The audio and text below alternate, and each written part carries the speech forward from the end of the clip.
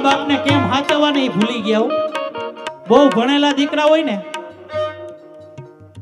નકરા ચોપડા ફાડે કામ ન આવે, પણ થોડું ગણતર હોવું જોઈએ મારા બાપ. મા બાપને વૃદ્ધાશ્રમની અંદર જેટલા મા બાપ બિરાજે છે ને એ બધા ભણેલા ગણેલાના જ છે હો, જાજા ભાગે.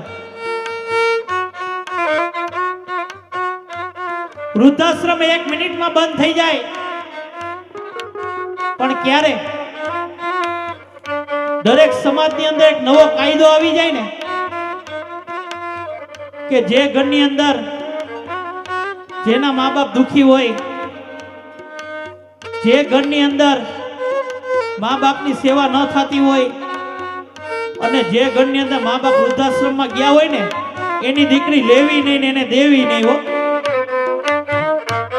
કારણ કે તમે જો એની દીકરી લેવો ને એટલે ક્યારેક તમારે પણ વૃદ્ધાશ્રમમાં જવાનો વારો આવશે ને આવશે. ગમે એટલા ધોરા ચામડા હોય પણ જાતિ સ્વભાવ કોઈ દી ન જાય મારા બાપ.